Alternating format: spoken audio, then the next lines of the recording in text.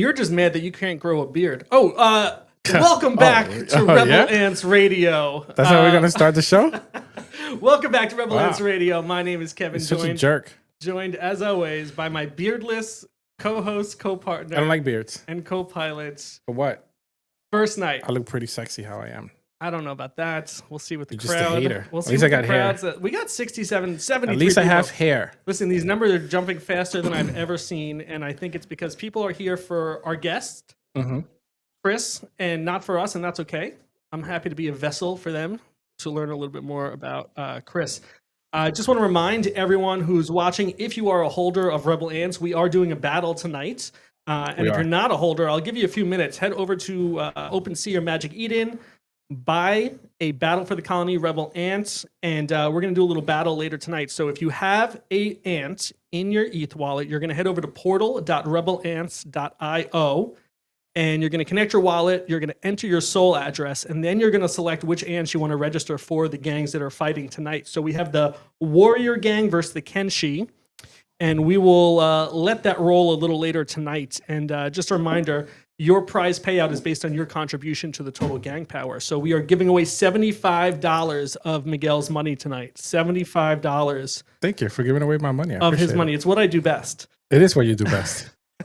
And then it is. This is actually like 1,000%. It is what you do best. In fact, I do it every day, all day, every day. I'm giving away your money. That is very true. So this is a $75 prize pool battle. The next battle we do is $150. I hope you've been squirreling away some money as we ramp up. We're about to double the prize payout for the next two battles. Yeah, what's the final one? 250? 250 for the final. We got a few friends in the chat tonight. If you're watching, give us a comment. Drop a comment. Let us know where you're joining from. We got Hobble Duck. We got Stonic. Yeah, sure. Anyway, we have Chris here tonight from Towns, and I have a lot of questions for him. And I do actually. I think I'm gonna really put him on the spot. Hopefully, we don't scare him away. And then we'll do a deep dive into Towns. If you guys remember, a few months ago we talked about Towns. I kind of showed the town that we started under the name Rebel Ants, and I didn't know what to do with it. So we reached out on Twitter. We said, hey, if anyone from the Towns team wants to explain to us, the benefit behind Towns and some of the cool features that you guys have and offer, we'd love to get you on the show. And they were so quick to respond, which just shows me that they very transparent, very open, and willing to kind of show the community what they're all about. Yeah, I mean, we did a whole show where you went through it and we were discussing back and forth like what Towns is and that was with Eric. All that stuff. We had Eric on. So, pretty cool stuff. So I'm looking forward to it. Yes. All right. That means don't take all the questions to yourself. That's what that means. All right. I'm going to start with two questions up front. It's because you like to take charge and then you just go. All right. I'm going to start with two questions up front for him. All right. Just this guy, co-pilot sucks. Co-pilot sucks. All right.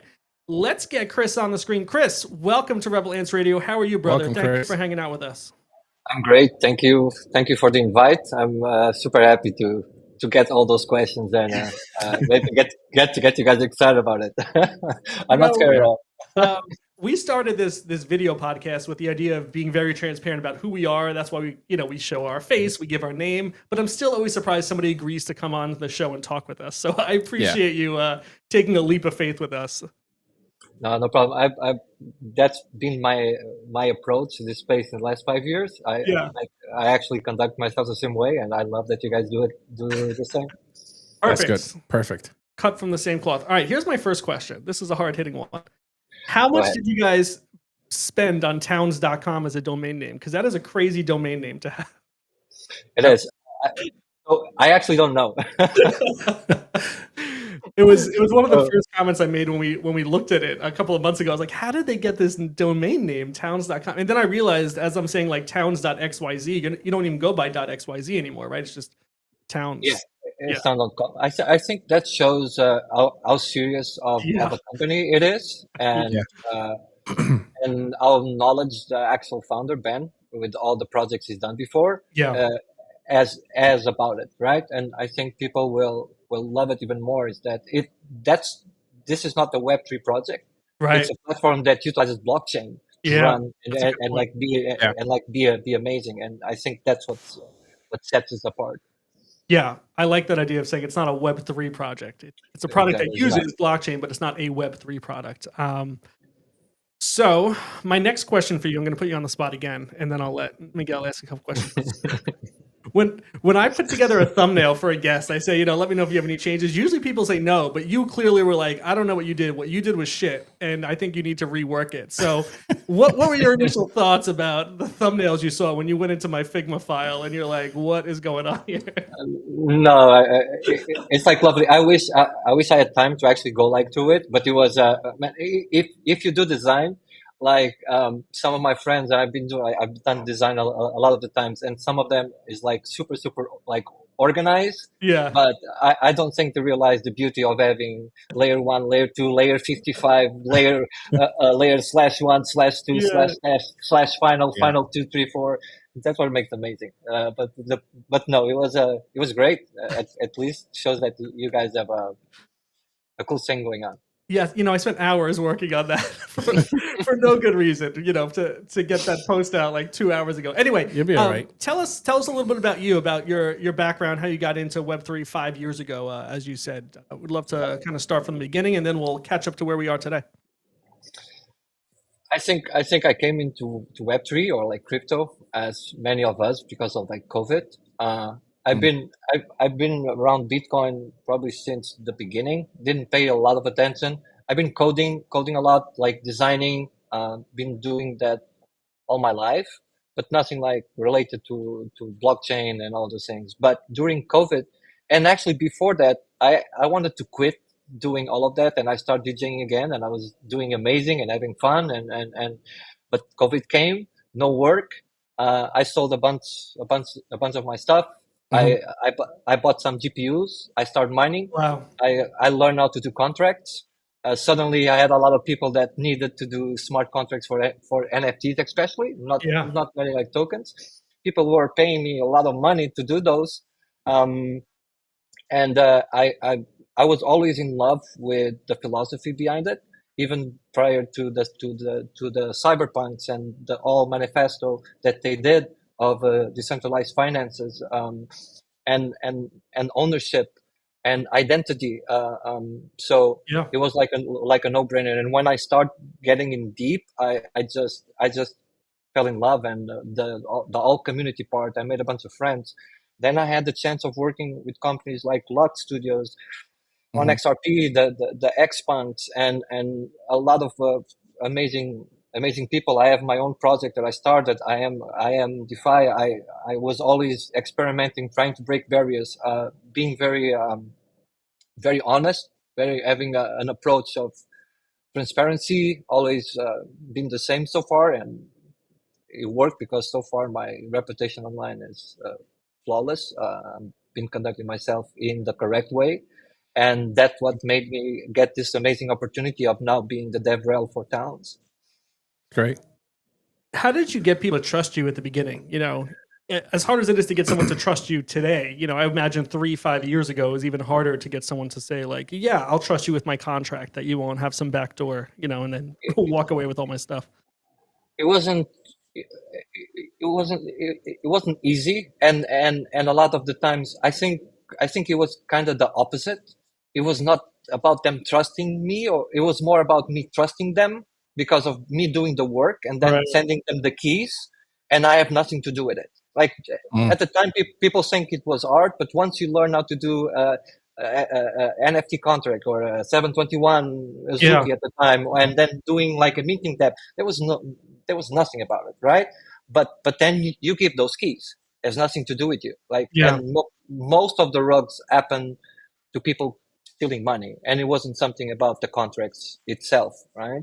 Yeah. So, and then you do 1, you do 3, you do 4, then people talk among each other, and then I actually refuse offers from $100,000 and Bored Apes to do stuff when I had meeting with those people, and I felt that it wasn't correct. I think there was something fishy about them.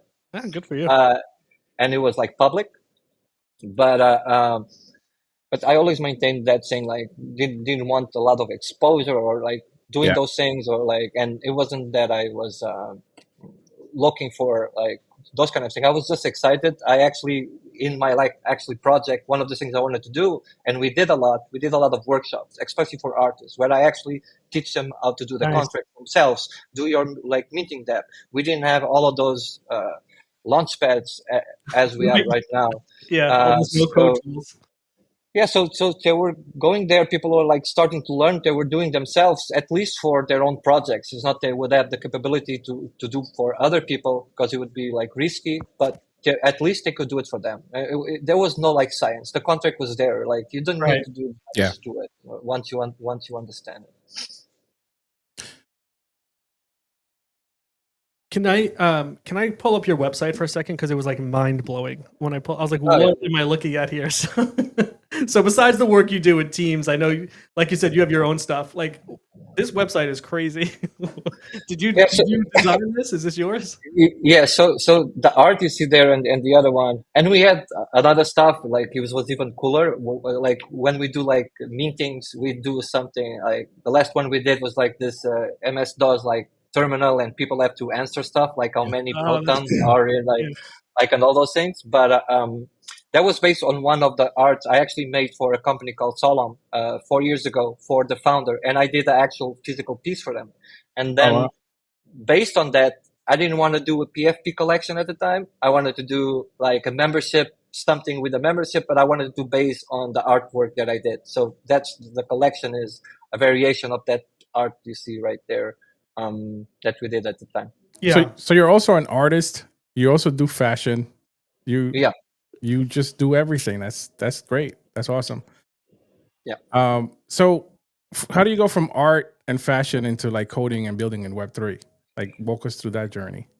It started with coding since I was like a kid. It was like just the interest about it with like a spectrum. My like stepdad, he was not like a person with university education, nothing of that. He had like a fishing company, but very, very intelligent person, would read every day. When I was 6, and he barely knew how to use a phone. This is the thing. When I was 6, he bought me a computer, right? And he told me, "Kid, this is the future, right?" So like this. I didn't have any games. All I had was this like manual like this, and to do like little squares going around and images going, those things. So I just started like copying it, and then was just like doing HTML and then learning React and doing all of those things. Not like I'm like super amazing coder and stuff like this. Because of those bases, I can learn like quickly, and I can get my way with it. But always had this thing about wanting to be a poet. Always design. My family like from like Germany. It was like grow up seeing those graffiti walls in like Berlin in the train. So like I wanted to do those things, and had my punk rock rebel phase into me. Was always designing. But then I was a dad really young, and I had to put that a little bit aside. But I was always designing like an expression. And the fashion with Web3 came from, I always thought it would be the perfect vessel to showcase what is possible to do with Web3. With e-commerce being one of the biggest thing I think is going to be with digital twins, NFC chips, identification, all of those. And I thought it would be the easiest way for us to work in stuff like sustainable production, because we can have pre-sales on chain that are verifiable. If you don't send them, people can get their money back. You can get mechanics that are unique to what blockchain can actually do. So it's all combining all of it, and it's all hard. Code is also like, but it's great because you have you kind of have your hands in everything, right? So how do you feel like being a creative do you feel like it makes you a better developer, or is it the other way around? I think it makes me a better developer on how you can deliver, or on the way that you deliver.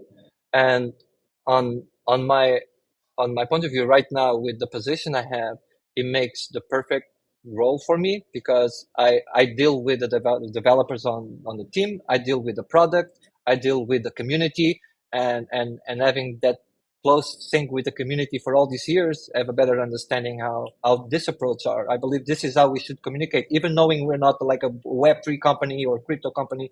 It's like this is what we still need. This this way to actually learn what the product is, and having a great relationship between the DevRel or the people that are in front of marketing with the community, with people that want to build there, and with people that are letting other people know what we're doing. What did you see in towns that made you say, yes, I want to get involved with them? Or did they find you? Or, what was that, that onboarding or the meeting of that relationship like? And that will show my passion about it, because like I maybe as you, I learned about towns probably many months ago. I went there the first time, I saw it, but didn't pay much attention. But like a month or like 2 months ago, had a friend of mine, he had that symbol there, and then comes that trust again, right? He's a person I trust in the space. He was ambassador for this brand. I was doing a live stream like you guys do.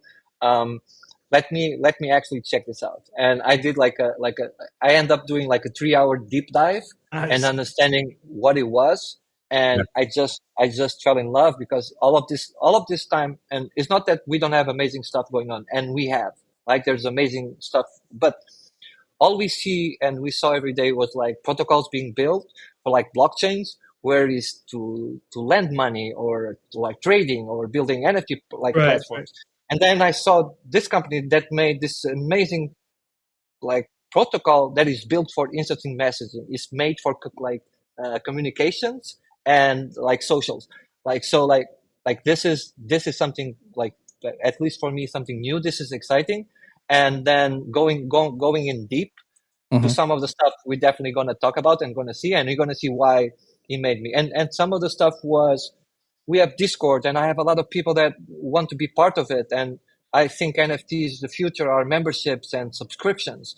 And they want to start a community. They have to do a NFT project. Then they have to deal with the art. And then if they have a Discord, they have to find out how to token gate it and have people connecting with all this different stuff. And how can they charge money? And then they need to understand how to do decentralized application that people can go and mint their NFT, or go to a launch pad, and then having all of this.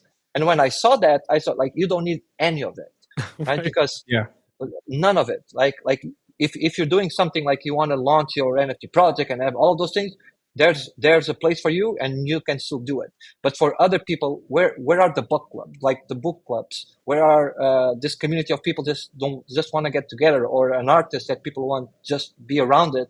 And it can charge a membership, or have like a token gated space where people can chat and do a bunch of stuff that it doesn't need to know nothing about blockchain and build a bunch of stuff. Like, and towns show me that, and that's why I completely went like geek out on it. And when the opportunity came, where we got in touch. They got in touch with me, and the offer was the possibility for me to go there. And I refused a bunch of work for those ones. It was like, for me, like, I want to be part. I wanted to be part of this, because like socials and Discords, tools like Discords and Telegram are big and are doing something unique, and I want to be part of it. So I was blessed. I have a question though. How does town actually work? Like, explain to my cousin version. Like, how, like, dumb it down for us. How does it actually work? So it's super cool. So town protocol is divided by they have the river. It used to be river nodes. Now it's town nodes, and then you have those smart contracts. You have two like kind of blockchains. The river chain and the river nodes handle your messaging. And we call it streams, and those streams keep a registry of everything you do on chain on the nodes. So those messages are decentralized. It works just like Ethereum, where you have those transactions, then the nodes keep that information, and like they actually talk with each other. And then you have, for me, I think I thought it was a beautiful way of doing it. They have the base like contracts, and that's when you actually create a space on towns. He actually deploys a smart contract that's your space, and it's a modular smart contract, like a diamond contract. So it's modular. You can add different functions, and that's what makes it be unique, where you have ownership of it. And then not only does that, and it deploys the NFT that is bound to that smart contract that gives you the ownership. You can later on sell that NFT and give the ownership to other person, like if you want. And because the messaging system is run on the nodes, there's no way for people the government to try and get it, because it's like decentralized. You cannot get those things. That's crazy. And the actual space itself, everything you do there, from creating your space, creating a channel, it's all functions on a smart contract. You can actually verify all of those, and then with your NFT, what makes you actually gives you entitlements that allows you to have or token gate spaces, have memberships when actually people join, and it's pretty amazing for me. That's what I thought it was so unique, the way that they did it, and you have ownership of it. It's not Towns doesn't have ownership of your space. It's yours. It's a smart contract that was deployed that does all of that for you, and then the nodes operate the rest of it, and it's pretty amazing. Yeah, I mean, it seems like there was definitely a lot of work put into this and a lot of thought put into it. You know, I'm curious to know, like, how do you even test a decentralized app like this? Like, what's the dev workflow for something like this? Like, I'm just curious. They've been working on it for the last 4 years, so this is not something they were building like last month and they just put it out. And the other amazing stuff is that Towns is built on the Towns protocol, and you can build something like this on the Towns protocol yourself.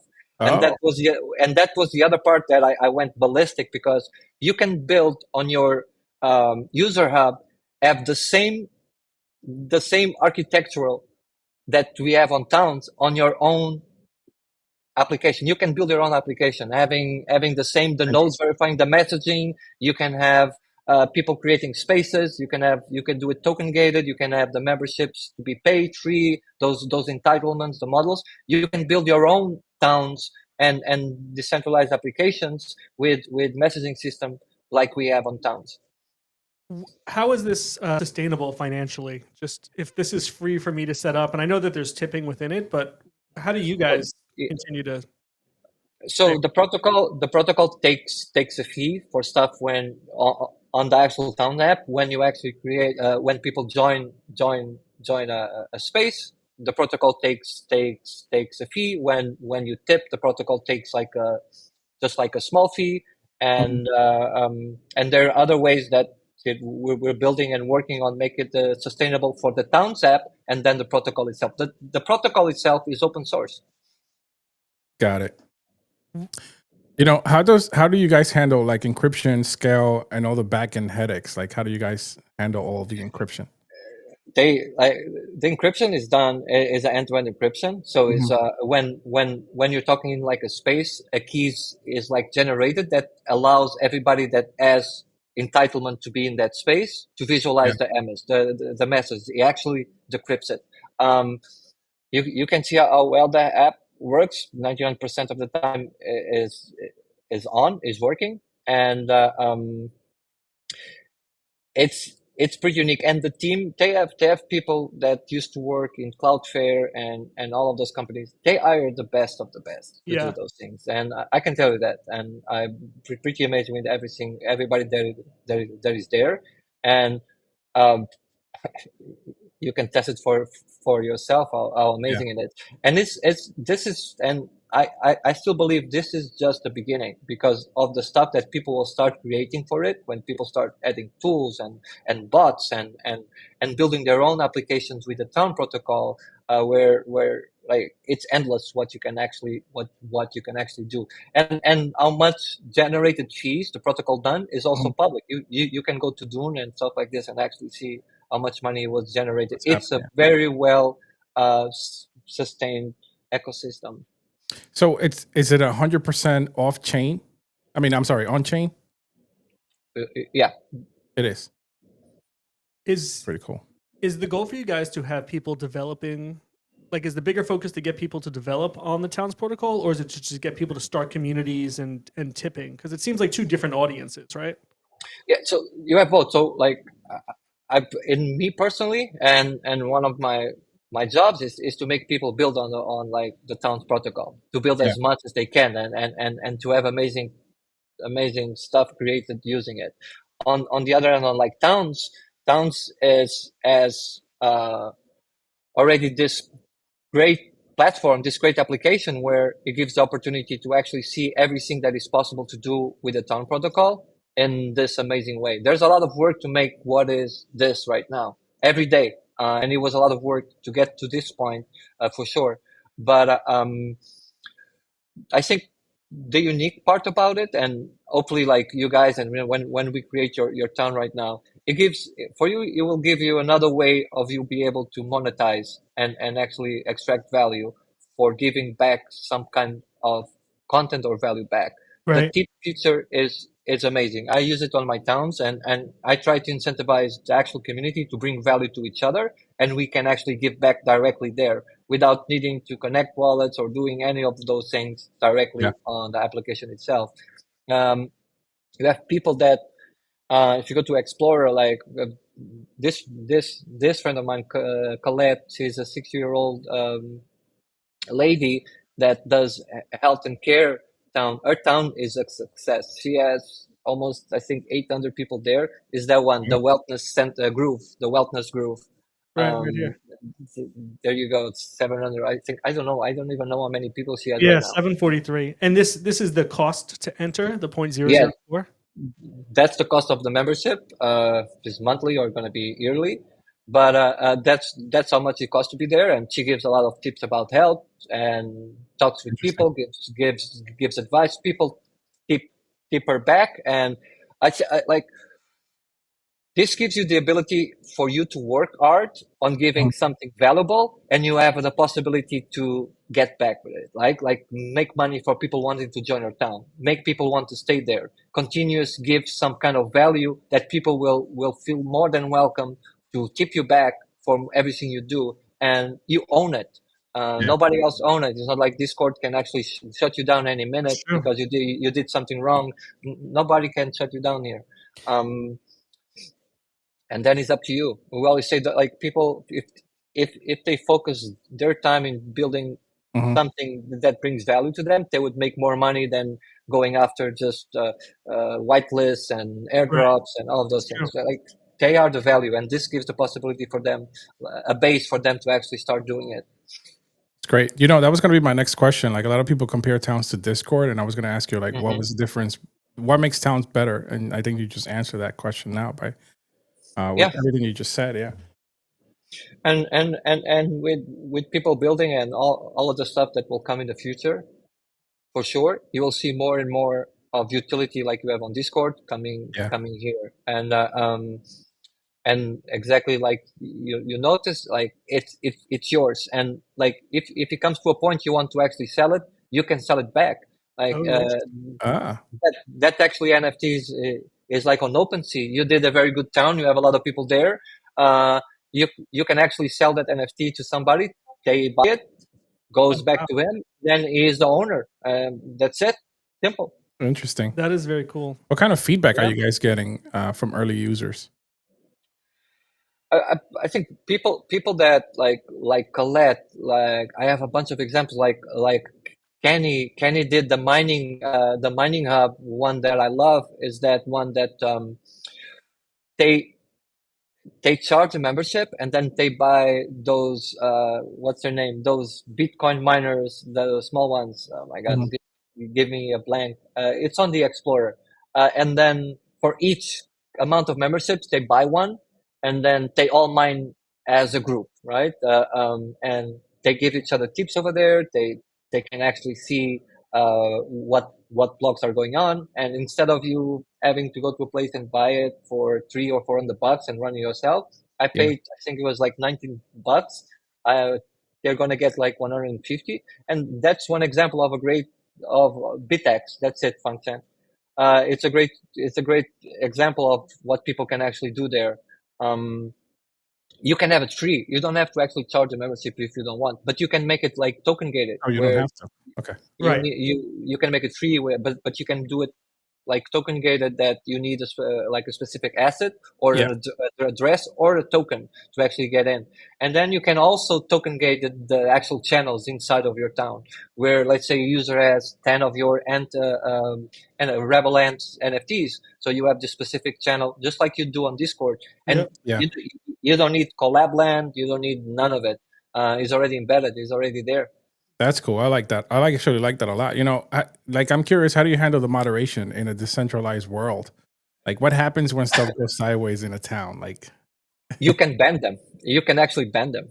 You can ban them, and it will actually freeze their like membership. You will show an OpenSea, and you actually see it shows like it's banned. You can actually kick them. But again, my motto in my town is my town, my rules. I do whatever I want there. It's mine. Like if you don't like it, don't come in or like. But it showcased that like I have full authority of what to do there, right? And that's something that I use it every day for direct messaging as well. Instead of using like Telegram or other like platform. And this is just some of the unique parts of it that I think, and when people realize what it is, and more people will actually love it. Yeah, I mean, I really like it. How does the user fully control like their data, or are they still some back end touch points? Like, I know you just mentioned now that you could do whatever you want, but am I fully in control of the data? Yeah. So when, like I was saying, when you actually create a space, like a smart contract is deployed, and that smart contract is what gives the entitlements for your space. It's what basically control, and the nodes will know how to actually communicate with your space. They know, okay, this is a Rebel Ant space. This is whatever rules they have for entitlements. You need this, and this there. So it's all there.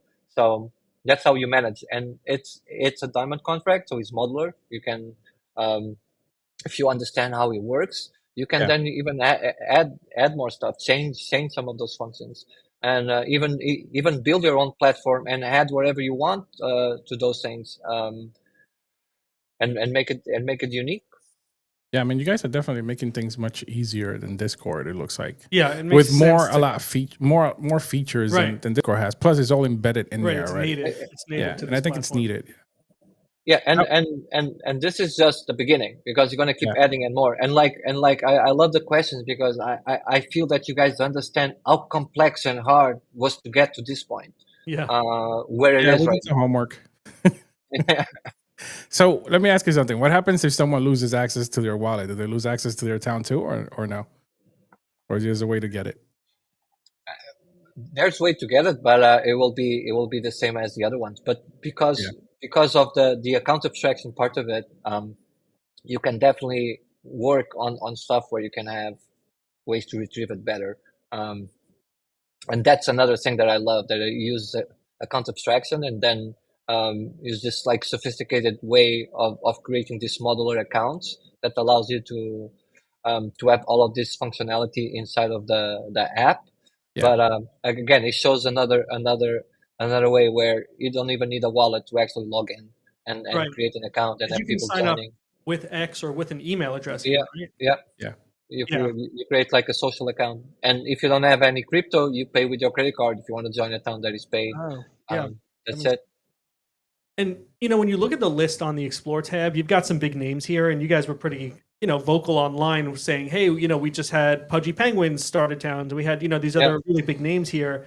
How do you actually get them to move certain operations into towns? And is your goal to get them to migrate from Discord to towns, or is it to say, hey, use towns for this specific thing that is better than it's what's missing from Discord, or it's just better than what's happening on Discord? For their point of view, you always need to understand what they have that they cannot live without it, that we don't have it right now. On my case, even with my communities, my goal is to move out of all of them and be here. Because if I truly want to be a decentralized like project and having all those things, this is where I want to be. But I understand there is certain like features that other ones still have that will not be as easy to mitigate. But not only they're being in town, I actually want them see them building their own messaging system in their own websites, where their community can have their own spaces there, and not even being there and using the protocol to build those as well. Right. So they can even extend the way that you can do stuff like trade with friends and even like trading. Have you tried trade there as well? I don't know if you guys try it. No. If you go to your general chat and do the $sign. In If here? you do the do a $sign. Yeah. What am I? Oh, whoa. Hey now. And now you can choose whatever token you want. Just press on it. Just press on it. Now send. Like press enter. You sure? Yeah. Oh, okay. Now, it's sort of like FlashX. Right, FlashX. Yeah. Lets you handle that. Yeah, and now you can make a call. Oh, this thing is going on. I don't need to go anywhere. I just come here and I just buy it right there. And then it actually has this fun part where it shows the bubbles of the people that bought it. So you can actually see who did well or who like FOMO in, and then you can like talk, like grab a little bit. You can do all of those things. Where do you see that? Pretty cool. Where do you see? You can press buy. Like let's say you press buy. It's not going to buy. Don't worry. And I love this part where we have this side panel on town. This was one of the stuff that I loved. It where we have this side panel. Yeah, both sides. Yeah, and I do like that. Yeah. So right now, like if people start buying on your like community, it will start showing their like little bubbles. Okay, so it's what they did in here. So you could really say, hey, this is an alpha channel, and it kind of proves itself to say, yeah, somebody bought this, and this is exactly formed. Yeah, that's really cool. And okay, so you said the things to come that are still yet to come from town. So I'm sure there are things you can't talk about, but what can somebody expect to say, yeah, it's worth my time starting to transition or build a community in towns because X, Y, or Z is still yet to come? Is it a social feed that kind of lets people interact amongst multiple, or outside of a specific town, or what else can people expect? So like I think one of the most thing we would like think about was like, okay, like can we start building bots and applications to run here? Right. So it's probably going to be a process that's going to be long to have like something like Discord has right now, because it took them like years. But I think in my case, that's what I want to see, where you start having all of those moderation tools here, trading tools, not even just thinking about the fact of like trading and crypto itself, but also what can make it fun for like people that have like a gaming community or other stuff. Like I don't even want to talk about crypto, but I want to build something. What can I build here? And that's what I want to incentivize people even to come to me and say, Chris, I really wanted to have something like this here. So like, okay, how can I do it? Like, what can we make it happen so like this can be possible?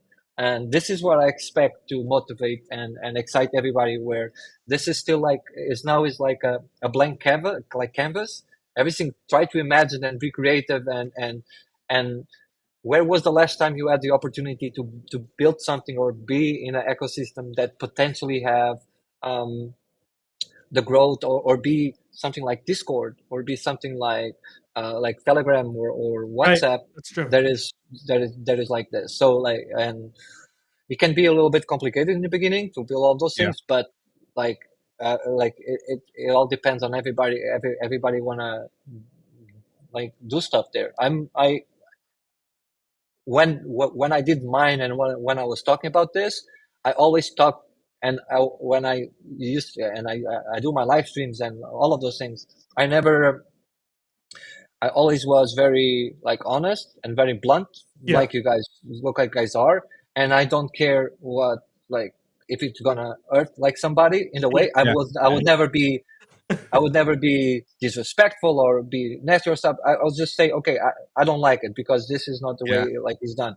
And when I find out about this and start using more and more, my love and excitement was genuine, and it still is, right? And this is why I'm so excited to actually also build there and right. like trying to understand with people like you guys and your community, what can it like improve, so it actually can enhance the user experience that you guys provide to your community. What can we make it happen that it's kind of unique way for them that we can actually give back to the community for bringing value, and how much like value can we actually provide here that people can support us. Like you have a Patreon, like instead of having a Patreon, you can be here and people love your guys stream, have your own like space right here, your own town. Like I'm happy to pay every month $5 and like $6 and be around here because I love that thing. And exactly, but this is what it's for. And when people start, the value is like on me to make something happen. You can make it happen. Colette has 700 and something people joining her town for 10 or 11 bucks. She made okay. She keeps giving value to it, and people are not with this NFT or this crypto. It's like a membership, and the future is not going to be like it was in 21 with digital assets, especially with NFTs collection. You're probably still gonna have them, but memberships, subscriptions, it's what's gonna be exciting for other people that have content, like content creations, communities will want to have, because you can have a revenue stream that is completely yours, that nobody's taking away for like 40 or 50% over it, that people can like shut it down because of something you said, that you can have, that is completely yours, that is utilizing blockchain, that is like already heading to the future and makes it unique. That's what made me fall in love with it. And real quick, I can see like artists and musicians launching like token gated communities there. Like that would be really cool. Yeah, absolutely.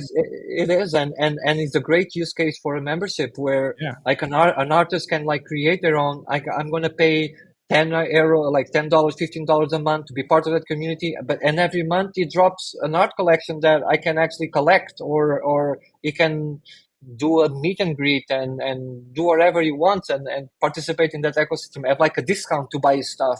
And this is perfectly like normal, and this is how it should be, and we need more stuff like this. And I think they will love to have stuff like this. Musician groups, artists, communities like we have, like I have, like you guys have, podcasts where like you guys can also create stuff there where people have early access. You guys can share like cool content that you guys like, blobs is available there, or links to private streams in here. Yeah, that would be pretty cool. Sorry, go ahead. You can actually share videos there too. You can share video. Yeah, you can share videos with people there. Not interesting. Yeah, images, videos. I think the limit right now is 25 megabytes, but it's still good enough size for you to share cool stuff with your community. Yeah. Will there be a way to eventually stream directly into towns, whether it's whether it's a voice channel or video? I don't know. As you were speaking before, it made me realize that a platform like this is probably safer for a Web3 user than Discord, because if you think about how you verify things in Discord, you're going through these third parties like a Vulcan or like a whatever else, and you have to sign up with those, right? And you have to make sure you're not clicking the wrong link there as well, right? So you're trusting, is this the right link? Is Vulcan handling my data correctly? You have to make sure all those things aren't malicious. Obviously, you need to be responsible for your own money and your own accounts, but having that verification native in a Web3 platform like this really just skips all that, right? You don't have to worry about it. It's just checking your wallet. Exactly. And that's what with the thing I was telling you in the beginning, like you don't need Collab Lands and Vulcan. Like people have to go to a different website and then connect third-party platform like apps to your Discord, and then go there and like set it up. And then for you to actually do one, is easy as you pressing on you can press on your image on your town or like a channel. Let me put this bigger so I can see you guys there. Yeah, let's like I said earlier, I had fooled around with this back in February. When I scroll to the top here, this is when I made a channel, and when I logged back in here this week, I was like, oh, there's 59 people here, and we earned $4 in tips. We earned $3.83 a tip. I don't know why. Rich. But it's funny to see people posting in here, and someone said, "Oh, I saw the tweet to join." Shame on me for not like going back in here because I didn't know much about it. But it's cool to see people who are actually in here. And the other thing I really like is that there's a review system here, and I guess that makes sense because of the Explore part of this, right? You have this Explore tab, whereas I don't know that Discord has that, right? Discord doesn't let you view other communities and then you pick what you want to join. No. This gives a social credibility side to it, which I think is really important. If you're going to feel comfortable giving your money or joining a community, you want to know, is this the real deal? So I really like that social confirmation side of it. Yeah, and one of the things that we keep like saying is like, and this is a problem. They work really hard on it and coming to this. It's what makes a town great, right? Yeah. What makes a community that is great? Yeah. Like all this combination, how many tips they have, what's the rating, and all of those things. Where you can, as you go forward, you're gonna rely on metrics that are better to actually make all of this like happen, and then having reputation systems and other cool stuff to it where you can actually see right now we have this little badges already. You can see how much tips I gave or I received, kind of like a karma measured like to it, and then you can do all those things. This is like mine. Can I join? Doing it. But you guys like let's do yours. Let me help you guys like set up yours and let's do it and see if you guys want to create, like if you guys really want to create, because you guys made like a free one, correct?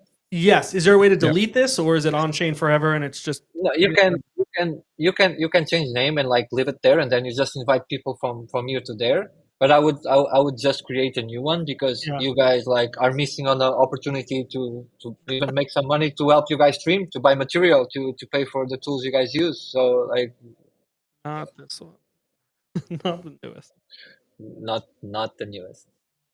Okay. I'm assuming because you guys, while he's doing this, I'm assuming because you guys are building everything in house, the way that you guys are building, there's no plan to open up like an APIs or any SDKs for third party devs, right? The Town Protocol has their own SDK. We're actually dropping a few videos. See if I can actually put them out next week. Actually, giving more. I know people like to visualize better than reading. Yeah. Maybe that will help to run. You can go to Towns Protocol repo on like GitHub and run it locally on your machine and have an application like Towns running there where you can start building. We already have the SDK for the. I like that. I like that a lot. Yeah, it gives me some ideas for the things we've talked about for our future. My mind just went like crazy right now. Yeah, right. It was the same with me when I was looking at this, and I spent 3 hours and already starting building. Okay, now I can have because I always want to have. You guys remember back then? I want to have my hub for my users, and I want them to be able to actually communicate with each other there, right? But there's nothing like this, right? Like I don't want to put like a WordPress messaging system or like build this whatever it is. And now I say, I can have like my own like messaging system, end-to-end encryption, and then people creating spaces, and I can token gate them and use this without having to build something like crazy on the back where he's handling all this messaging. That's where my mind was. Genius. More than actually here. Okay, so your town name, your image. Let's walk through starting a new one here. So town name, I can use Rebel Ants because I changed the other one. Yeah, you can use Rebel Ants. Okay, I didn't have an image ready. Here we go. I'm gonna find one. I'm gonna find a Rebel Ant one. Hold on. Oh God. Here we go. You just put anything. We could always change it later. Don't tell me. You can change it later. Okay. So when you actually change, this is cool as well because it's actually when you actually change the image afterwards, you're actually changing the image metadata like you would on an NFT. It's like a placeholder for it. Yeah, and then when people join, it will mint the NFT for them to give them the entitlements, and it will be based on this image. If you change the image, it changes the metadata, the actual JSON URI for all the images. So this is also on chain. Right. Also, the name, the town name is the contract name. It's going to be the contract name. Is there a shortcut? Because like when I clicked share link before, it was a pretty long URL. Is there going to be a way to customize the URL so it's just towns.com/replance? Well, that's something the team is working on, and the actual long one is because it's your smart contract address. It's the address, right? Yeah, that's what I figured. Okay, all right. So we're gonna hit next. Next. Okay. So this gives you, and I think they're changing some with the free. This gives you the option of make it free or make it paid. On your case, I would make it paid because then you can actually change in the future for zero.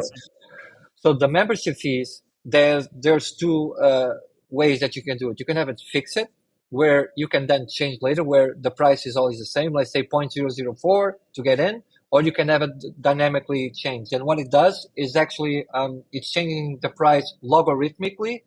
Like until it goes to 1,000 people, the price will always increase until when it reaches to 1,000 people, the price will be $10. And then it keeps doing the same until 10,000 people, and the price will be 100. So it kind of goes up a little bit every time people join. So it becomes more and more expensive as you join. On like your case, I would do like a fixed one, and then you can change the price like whenever you want. If people are joining, you want to make more expensive, you get the price up. So interesting to see it here in ETH. How does that work with catering to a non-native crypto person trying to join this? Is that a point that you've seen some friction on, where someone might just want to say, I just want to be $5. How do I get $5? I don't know what $5 is. Yeah, so normally for those things you need like a automatic market maker on the back. That's doing those transactions for you because of the price is always changing, and we're dealing with transactions that are paid on chain. So that's one of the reasons. But I'm sure the team is working on making it like it's not Web3 heavy on everything. So and right now, will it always be ETH, or would it be more chains on there? So the protocol is run on Base, and then we have our own kind of blockchain is run on OP. That's managed with the nodes, right? That's where they are done. And for like pricing, it would. So what it did for you on the last transaction was actually deploying all these cool, crazy contracts for your town, and also it minted the membership, the admin NFT that gives you the admin role for your so it puts that in my wallet that I have connected. It's on your wallet, and it also deployed contracts. It did all of those little things, a bunch of stuff that you didn't even notice, and now is done. So I could send that from my wallet to Miguel, and now he's the contract owner. Exactly. And is there a way or something to be discussed about joint ownership? Yes, it's going to have all of those things because of the modeler, and how those smart contracts are done. That the smart contracts accounts are done with like account abstraction. You will be able to do a bunch of cool stuff with it. Yeah, it makes me think about the pools protocol that we looked at, and like imagine having a channel for each group. And that's how they manage those things. They're having those chats and those discussions. That's actually a really good idea. The channel. Okay, let me ask you another question. Thinking about scaling towns up here, that Explore page has, maybe there's 30 or 40 towns listed there. Again, the idea that it might not always be a native Web3 organization. Will there be a way to filter towns or label towns to say this is a wellness one, or this is a stock price one, and this one is a Web3 NFT? This way you can filter and search by them as they continue to jump in. Definitely. Okay, now username, is this specific? Is this my username specific to this town? Yeah, you can have like your username specific for this town. Just like Discord, you can have different usernames for different channels, that different servers that you're in. You can do the same here. So could somebody steal my username on another town? I don't quite know how that works on Discord. Because I have a Discord username. So can I? Yeah. Sorry, go ahead.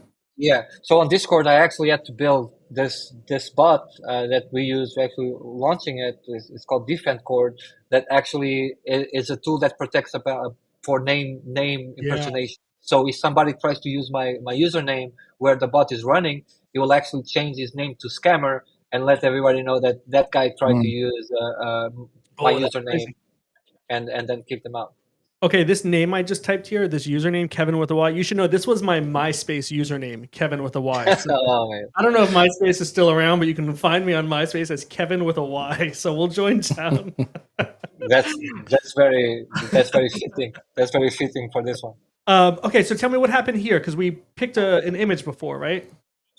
Yeah, so it's probably like just update. If you refresh, it's just Probably in the background still. it's still like doing something. So Yeah. right now, if you see there, you can press on where it says Revelant. If you actually press where you have the OpenSea little link on the side panel, where you have your name, under your name you have the town contract. That's the town contract that was deployed. You have if you press on OpenSea, you'll be able to see the NFT there. There you go. That's so crazy. And so this is the member one. So everybody that joins your town, it will generate a token bound account NFT. Oh, that's in cool. your case was yours. Interesting ideas for battles now. Okay. Yeah, no, that's really cool. Yeah. So people like you can make like your town can be amazing, and like you don't want to have memberships anymore. The only way you can actually do it if somebody quits and sell their NFTs to somebody else, they can join your town. Like you cannot do that anywhere else. Can you, selfishly asking here, can you token gate by the metadata based on a trait of the metadata? So for an NFT trait, for example, can I do that? You will be able to. You can't by number right now, but you will be able to do because you can be able to do. I'm actually gonna write that because it's something I wrote down. But like, this is good. That will change our lives. Because is that something you guys want? Yeah. Yes. Well, it is. You'll understand more when you watch us do our when you watch performance later. Yeah. So you know what's funny? Like I have in my mind, we obviously I don't know if you looked into our project, but we have these battle things that are. We're only on season 1 and we just kind of started now, kind of learning the ropes and seeing where we go from that. And we have a whole list of stuff that we want to do for season 2, which we have our developer working on. And we also have things in the back of our head for season 3. And like looking at this completely just changed my perspective on things, how I want to do it now. So we have to change some things. Yeah, it also changed for me as more I went deep. Like the first time I went to it, I didn't look at it. Like I just like it was so much stuff going on. When I went deep and started like my brain was all over the place. Just going like crazy with it. It's all over the place right now. Yeah. so some people are going to suffer. Yes. Okay. So talk me through what else. I'm setting up a new towns. What should I be? Yeah. Okay. So your town motto is going to be like a description. Like it's not a description, but like your calling saying mine is my town, my rules. Like you can do all those things. Do your about. This is also going to be recorded on chain. This is going to be on your contract metadata, and every time you update, he updates the contract metadata as well. Oh wow! So the NFT we just looked at on OpenSea will reflect whatever I type in here. This will reflect there as well, but this will reflect on the contract itself because you're dealing with the contract and not just the NFT. Oh, so smart, right? So the reviews and then the actual town, like the town treasury, is when people join. The money goes there, and then you can send it to your account. You can just transfer to your account. You can do whatever you want with that treasury. Give like a part to your. Man, this is so much better than Discord. It is. I agree. Much more simple. Because Discord, for like some people, it can become overwhelming, and it really is. Yeah, it took me like a year to learn Discord. I also put out there, and maybe you can speak more to it. There is an app. There is an iPhone, app for towns. Yes. Is there anything somebody should know to say what there are features not yet available on the app, or is it fully functional? There are a few that are not available yet, and one of them was one of the payments and everything because. Like exclusive Apple didn't allow to have transactions in the app itself. You need to go through them, but they actually changed last month to something that they launched. So we're updating a bunch of cool stuff. That's exciting for you. One thing that everybody is watching that are on town. You see that little beaver on top? On top of the other one on the side. On the side. No, go up back where you were. That's more up, and then go. Oh, this one, yes. So you collect points by joining towns, and interacting, giving tips, you're gonna collect those points. And every day you can come and rub the beaver belly. If you rub his belly, there you go. Yay! Oh, that is cool. I love that. Okay, So so I need to have ETH. it would cost you. It would cost you like Jesus. almost nothing. But send me your wallet on X, and I'll send you a couple dollars so you can actually do it. And then what do you get for that? You start getting like a streak with points. So if you come every day, your points will multiply every day. So 5 days you're gonna get 5 points. 10 days you're gonna get 10 points, and like it's not available public what those points are gonna be for. But I would definitely like stack them. Like that's an alpha right there. Definitely stack them. Yeah, I love it. You know who's gonna love this? Retro Mosaic. Yes. Yeah, he's gonna love. He's gonna this. have a ball with this. Okay, so let me ask a couple of other questions. So let me get back to my panel here. Yeah. So tell me again, what is this town treasury for? So the town treasury is when people join your town and they pay, it goes there, right? Oh. That money is yours. You can do whatever you want with it. Yeah. Only and then the admins. Yeah. What this allows to be there is that you're going to be able to build stuff in the future where you can have something controlling the treasury, a DAO, and people can do a bunch of stuff with it. You can then actually you can transfer for your account. And the way that I do it, sometimes I do like this, like ants and like riddles and stuff like this. I'm like gonna give, like, go and watch the video. I'm gonna tip everybody that shares like 25 cents, and I'm using the actual treasure to give back. You can buy NFT by the end of the month. Every month you're charging like $5 or $10 a month. Every month you can go and like swipe your guy's floor with the money of that treasury, and then give back the NFTs if you want. You can do whatever you want. Like, that's the thing. You're actually making money other than having your NFT collection and just secondary sales and all of those things. Yeah, this is really good. Could somebody use the town's protocol to build something like Polymarket within towns, where here's the treasury, so people are wagering money, and then based on the result, the DAO could pay it out? You can use the protocol to build your own application outside something like that. That's crazy. Yeah, this is like a blank canvas here. Yeah. The thing this allows you to do is that it actually has the users. You can communicate with each other. You have all this protocol already inside. Then it's just making up applications that will interact with it. Right? And then, so edit membership settings. If you go down, you can then change if you want to change the price. If you want to add some prepaid memberships. Now the gated, this is the really interesting part. This is gated by wallet address. So this would be like a whitelist. If I had a list of people who are whitelisted, I could just add them here. Exactly. Or based on what they're already holding. And this is where I could say, if you have a Saints of LA, if you have a Chumps, if you have anything that's on an ETH network, right? It's only going to look at an ETH network. So I can use 18, I can use all of them. You can check everywhere. And another cool thing is that, like, this also allows you, let's say you guys have your NFT, but I don't have money to buy it, right? But I still can be part of the community and come to and pay this membership and being part of it. And then you can actually go if you go to channels, and then create a new one. Give it like NFT holders, let's say, or whales. You can do whales. Let's do whales. Description. Now, okay. And then what you're gonna do is you're gonna create a role, create a new role, and then this member you can then choose whatever you can do there, right? If you can then set up these roles to also have moderators, where moderators can do a bunch of those things. Create a role, let's say whales. Create this. It's gonna be gated. Go up. Yep. Now it's gonna be digital assets. Just put it on, and now pass copy your collection address. Just copy from OpenSea. Hold on, let me go there. I have it.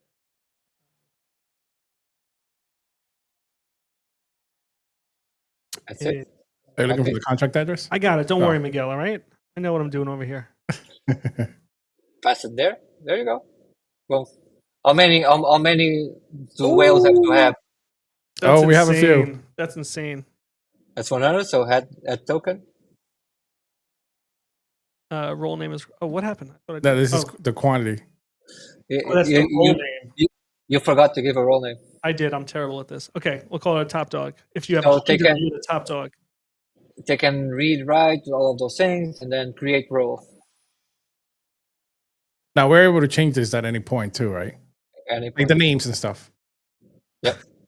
So All right. this is actually done on. This was actually done on chain. This was interacting with the contract, and it was writing on the contract itself. Wow. That's so interesting. And so I need to check both of these now. Yeah. Now create channel. Because you were. I can add more in the future. Yeah. You can add all the roles you want. It doesn't matter, and then you can have specific channels. I would first create the roles, and then go and create channels. So yeah. What? Look at that. Do you find? Okay, so let me ask you a question. Because in my head, I'm imagining reasons to have multiple different towns for for various reasons, and if there's no cost to me, I might as well, right? But are you finding activity like that maybe wasn't what the initial thought of a feature was, to say, oh, that's interesting that they're people are using it in this way versus why would somebody need more than one towns? But then you're kind of watching what they're doing and saying, oh, that's why.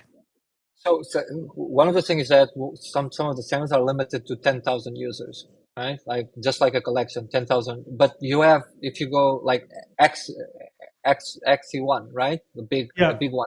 Yeah. They have one that was free, and they have another one. It would cost like 3 or 4 Ethereum to get in. Right. So they actually have both of them. For you guys, you can also like create this private like town for your like OG people, and so we separate where you kind of communicate with them and don't have to have all of these channels separated. Or you just can create like we did right now. You just create channels for them. Have the different channels. They can still be on there. But this also allows me, like, let's say you guys floor is what, like point 0.3. Some people say, man, this is so expensive, but I still want to hang out with you guys, right? I still want to participate with the community and like chat. Like, okay, I can pay $5 a month. And like every month, I still have the possibility to maybe win one. Like maybe you guys can raffle to people that subscribe to your town that pay the membership. I can like raffle one. Oh yeah. So like you can have all these crazy cool dynamics onto it, where like it's just being like creative with it. Yeah. The other thing you just made me realize is that I can see other members' wallets in the community, which is not something Discord really lets you do. I don't know the wallet address. So Miguel, that also solves for another thing we've talked about. Yeah, that solves a lot of problems. Is understanding how to reward Discord members without knowing what their wallet is. But here that's native. So that's because their address is their account. Exactly. God, I love this. Okay. All right. I know we're starting to go long. I could do this all day. What else should cool. somebody know? I'm setting up a town here. What other features do you see people not taking advantage of that you'd want to highlight? One of the things is the tips, right? Like having your community participate in the ecosystem, or even you guys, where you can incentivize quality content and quality sharing. Like if people I love the fact that I can have somebody come and share with the articles they wrote, or have some cool art, or share a nice call for some crypto, or and then I make some money. I love that I can go back and then tip them like a few dollars, or have like Or imagine somebody drops some good alpha and you're like, just tip me for that, just right within the chat here. The cool part about it is that you're incentivizing quality content, and people start realizing, okay, like I'm not just doing this, like I'm asking people for tips. Don't ask, like bring value, and people will want to give you back automatically. Like if somebody on the community does something really cool for another person, man, like it was so nice, and let me give you like $1 or like 25 cents. Let's make a game. The 10th person to say the word duck. And then you can. The other thing that I love here is that you can start the conversation with like a thread. First one who says duck, right? Because you could see it posted in real time. You can see it, in real time. You can see it, or even better, like we had a user do this, and it was so much fun. It was saying the 10th person to write the word duck gets like $1. So everybody was coming until the 9, and then nobody wanted to do the 9 because he would do the 10, right? So everybody was on hold Right. until they do it. It was hilarious. If you another cool thing that I love is the organization with like threads. You can see there on top is like thread. If you reply, Oh, right. You could reply. Oh, so someone could post this thing I posted here. Can everyone see this in the chat? Everyone can see that I did that? and then if they press buy, everybody will be buying together. You can see what they buy and sold on that little thread. And if you reply there too, if you press reply, that's the thread. It shows the thread. And if you reply to a normal message, it will also like be there. So when you do those kind of games, let's say now you do just right there, the first person to say ducks, I'll give them $0 just for like fun. Yeah. Or maybe do on the other one because there's nobody there. Like people will then like, I want my $0. Yeah. First one to say rebel. Rebel gets $0. $0. No. Just yeah. Now just write it down and then reply to your own thread. Okay, so I'm gonna reply, and it's gonna be right here on the side panel. So now you guys have a conversation on the side without having to close the main chat. Yes. And without having that clutter all the way through the rest still through that chat. Yeah. Okay, when can I put a poll in the chat? I need some polls in my life. Can I poll? We need. I agree with you. We need polls in our lives. I think that would be something really cool that I would maybe when we have the tools for it. I would love people to build pool bots or applications to run here that we can use. That actually maybe we can have that automatically transfer tips to them. Yeah.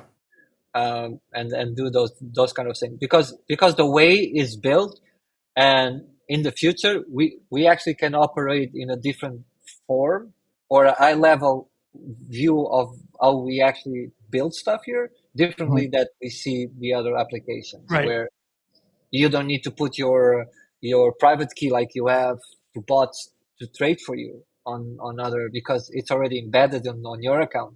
If you have something running here, it already knows your account. You don't need to put private keys anywhere. You can then link wallets to. You can even use delegate if you go to your account. So the account will be on the top right. Yeah. You can link wallets here. Multiple wallets, but they still have to be ETH wallets, right? They have to be ETH based L1. No. Oh, they could be anything. Yeah. Oh, that's cool. So it verifies assets through multiple EVM chains. It doesn't need to be main ETH or base. So I could transfer it into my town treasury, right? So I don't need to fund it through towns. I could just send money there if that's what I wanted to disperse, right? Yeah, so that one is a town wallet, but I would send it to your own wallet because you're the one that's going to pay for those transactions. If you press on your account, that's your address there. Right, that's mine. And then you can actually link a wallet and then just transfer from that account to there directly. Yeah. Oh, that's very interesting. I wonder if we could can you create a marketplace in there? Like you could use like, I don't know, let's say like points or something. Like sort of like Drip. Like a store. Like Drip. Mm-hmm.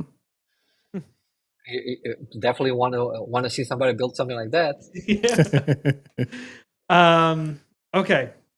All right. We had a great grant program a while ago, and probably some applications, maybe some cool stuff will come from it. But I will work super hard on when we have more tools that you guys can build there to try to create the best like ways that we can participate together, building like hackathons and some kind of incentivization to have more and more people wanting to build here. So if more people wanted to build here, the growth is exponentially bigger. Yeah. So my mind is racing now with so many possibilities. I also end up in a terrible place. So how do you, or is there a way to to prevent really objectively bad content, whether it's very malicious or completely inappropriate? Is there any way? It's gonna have better like moderated tools. That's the thing. When we start building those things, it will help, and you probably can have those there. But like right now, the important thing is that you have a great messaging system to operate in. You have possibility to do all the stuff that you can already do now, and once it's at least as perfect as it can be, Yeah. you start building on top. That's Yeah. why it's 4 years on the making, to do something as complex as this. Ooh, okay. We have 467 people watching. If anyone has any questions, drop a comment now while we still have Chris. Miguel, what other thoughts do you have about towns? Nothing else. I mean, I would love to get. I know we're pressed a little bit for time now, but I would love to get Chris back on just to go more in depth into like the background of it and all the other workings from it, because it seems like it does a lot in the background. Yeah, right. I'm sort of interested in that kind of stuff. We can definitely do another one when we go to the actual town protocol, and we can actually like run and understand how it works and what type of spot contracts are operating there and all of those. We can definitely do that. This was a great one to understand the town's client. Yeah, So you can actually, it helps you understand a little bit what goes on the back and how can we actually utilize it. And if you want to build using towns, you would need to be on the town protocol part of it, where it allows you to do that, and you will understand what is the nodes, if I can actually run a node, what this kind of contract, what does the contract do, what is the river contracts and the base contracts that we have, and there's a lot. Yeah, I mean, we're definitely gonna jump in there head first and do our towns and do what we need to do in there. Obviously, with your help, if you allow us to. Definitely. Because we have a lot of my mind just goes, man. Yeah. If you get to know me, you will. I'm already building in my head right now. Yeah, in my head, I already built the whole town. Love it. Okay, I think we should jump to the battle, but maybe we use this as an opportunity to explain to Chris how the battle works, so he can help guide us for future builds, and this will also help introduce some of our new watchers on how this works. Yeah. So, Chris, I'm gonna show you our portal, which is just portal.rebelants.io. And what's happening here is when you connect your wallet, it's finding the rebel ants that you have. And each ant has a trait, a metadata trait that is a gang name. And there's 11 different gangs, okay? So there's 505 ants of the same gang, right? So there's 505 warriors. And what we did is we gave each of them a point value based on the rarity of their traits, which was just auto-generated when the contract was created, right? So, for example, these eyes might be very rare, so that trait is worth more. And if you hit expand stats, you can actually see the point value of each of these traits. Now, what happens is, an ant with fewer traits naturally has fewer points. Some ants have 5 traits, some ants have 10 traits. And that's how you have an ant here that has 56 points and an ant that has 93 points. But the ones in my wallet, it's showing the warriors, right? Because there's only 2 gangs fighting today. So today is the warrior versus the Kenshi.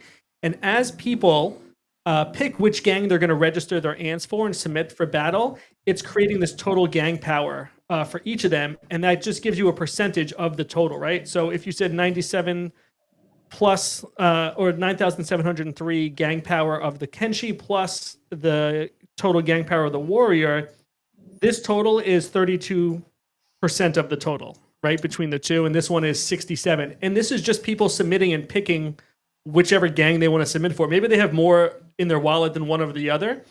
And then what happens is, based on your percentage of the contribution to this total gang power, if the Kenshi wins, you get a percentage of the prize pool based on how much you contributed to that, right? So if you contributed 50% to this 9,700 points, you would get 50% of the prize pool. Does that make sense so far?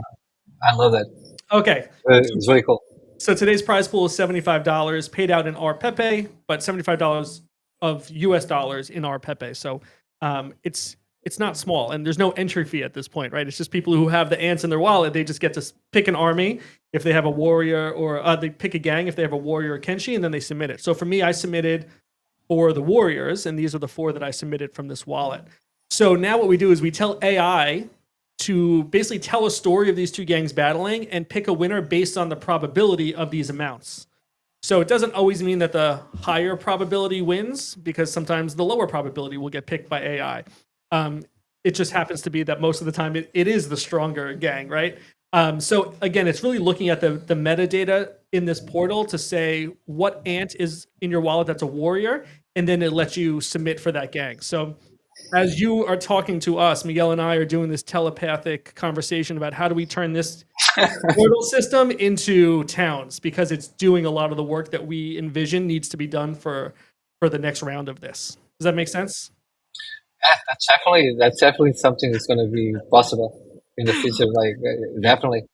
And the theory behind it, and Kevin explains it better than I do, is that if you look at NFTs nowadays, they really don't. It's just a picture, right? And Kevin, if you want to take over on that, what I'm trying to say, we talked about it the other day, how NFTs are just a picture and there's nothing behind it, and people want to do something with them. So we created a game that you actually use it for something, right? We give it this points, we give it this portal, we do these wars, and obviously as the seasons continue on, we're going to continue to grow. Like we already have somebody working on season 2 where it'll be more interactive, and you'll be able to pick like multiple choice questions live while we're doing the show, and that will deduct the points of whatever gangs are battling, right? As the show goes on, you'll be able to pick like from A, B, and C, each one with a different percentage, right? Where when the majority wins, whichever one of the majority wins, will be like the hit points for that other versus gang, right? Right. So until the holders, it gets to 0. Yeah, the holders of that gang. So if I submit it for warrior today, then I get to vote on the next action for the warrior, and it'll use this value of a total gang power. It'll use it as like hit points. So we're deducting down to 0, and whoever dies first loses the battle. Dies first lose. Yeah. It makes sense. So so that's why I was asking about polls, because if there was polls in towns, then we could vote on the actions that way. But we'll get there one day. So anyway, we give our community a day and some change to pick the ants that they want to submit, and then I close out the portal so nobody can submit anymore. So I've closed this out now. So these are the battle percentages of probability to win going into this battle. So we use the same prompts every time. So we tell ChatGPT that there's 2 gangs fighting. The first gang, the Kenshi, has a 67.23% chance to win.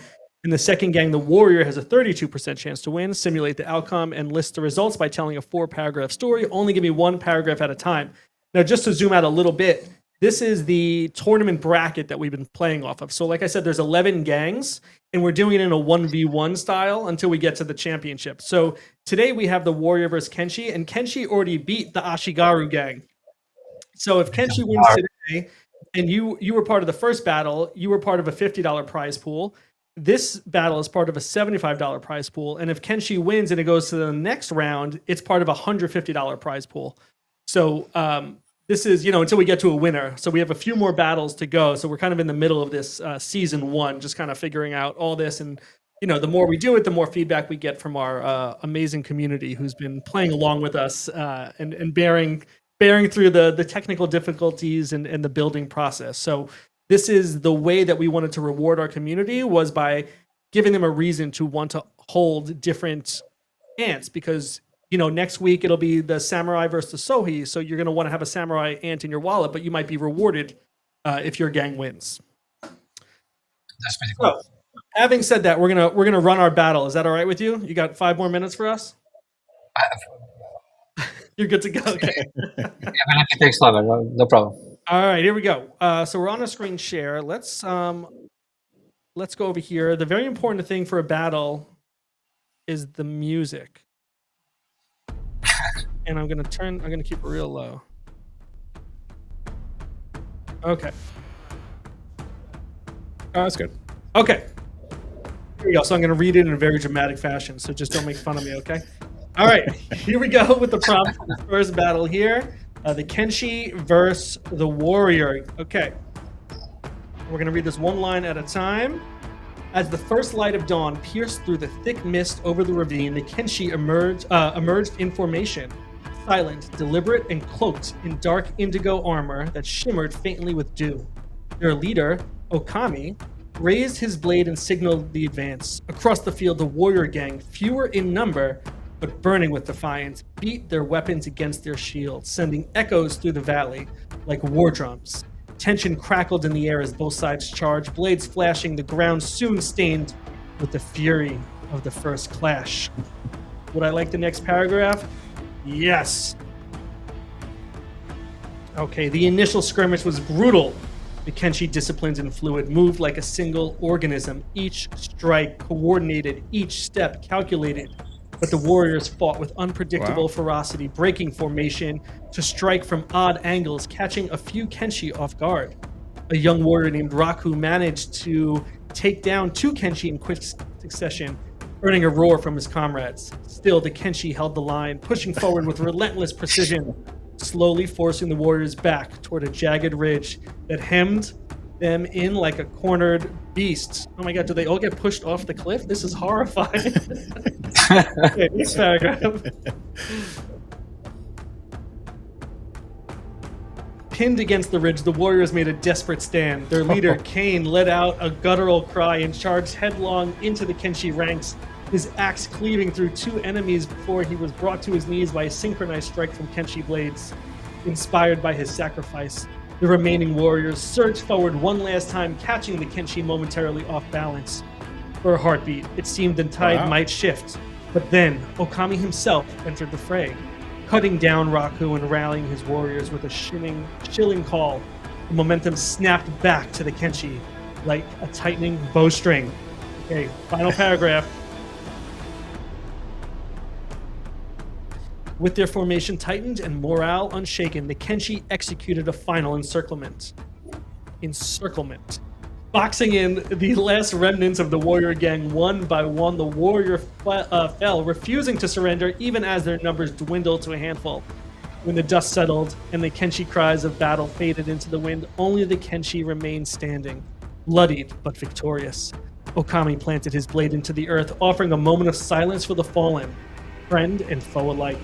The Kenshi had claimed the field, proving once more that precision and unity could overcome even the fiercest storm. Well, Kenshi won. Kenshi has won. Woo! I guess Luna is happy. Luna is happy. You know, that was scary about them getting pushed off a cliff. I know. I thought they were really going to get pushed out. That would have been horrifying. My goodness. Let's take a look at that bracket. Kenshi wins again. So congratulations to our Kenshi holders who submitted for that. Ooh, Chris, how did we do? How was our battle? It was intense. The blood on the enemies. It was intense. Yeah, it's fun. It's fun reading what's different every time there's a story for each of these battles, and then also what kind of some of the same themes that you see running through them, and it's just like understanding what the AI is thinking or how it interprets that prompt. Yeah. So it's been fun, and like we said, we have plans to develop this a little bit more going into season 2 and make it more interactive. Yeah, there's definitely a lot more development behind it. Like we're also using the prompts that we're getting, because what's happening is ChatGPT is giving us names for leaders, is giving us like storytelling. So we're using those things to do a whole bunch of stuff in the background. Like we have like an animation that we're working on. We have toys that are coming soon, hopefully in another month or 2. Hopefully I'll get them. But there's a lot of stuff in the background that we're working on. Well, that was exciting. Now I want to know the next one. If you hold the rubber land, you'll be even more invested because you'll have a chance at winning. You get to pick which gang you're supporting. And definitely have to see. They are super happy, Pablo and Luna.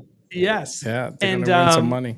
Yeah, just a reminder that the next battle is going to be a $150 prize pool. So that was a $75 prize pool. The next one goes to $150. Will be split amongst the people who submitted for that gang. So, in some ways it's better the fewer people that participate or those who win, because then they get a bigger percentage of the pie. But, for us, we just want more people to have fun. That's all we care about. So having said that, I think that wraps up this much longer than usual episode. Chris, thank you again so much for hanging out with us. I know it was last minute, but I think you have inspired a number of people. Certainly the 2 in this room, but I think our chat really benefited from that, and hopefully gives them some insight into where maybe we can grow as a community as well. It's my pleasure, and it's genuine, and I'm also in love with it, and I love that you guys also felt interest. And always feel free to reach out. Anything I can do to try and help, I'm always available. And Awesome. And let's set up. You guys are in New York? Jersey. So I'm gonna be NFT New York. I think you guys are gonna be there as well. So let's hang out. Let's just say hi and meet there. I'm gonna be there for like a week, probably Love it. during that time, and that's gonna be fun. So, Perfect. We'll Yeah, make it happen. let's meet. Yeah, Amazing. that'll be Yep. cool. All right, everyone. Thank you all for hanging out with us. We will. We may have a stream come up during the week, but if not, we'll definitely be back Sunday. And you know what else I saw today, Miguel? There are 5 Sundays in June. That's good. 5 Sundays. That means at least 5 episodes of Rebel Ants Radio in June. So, all right, everyone, have a good night.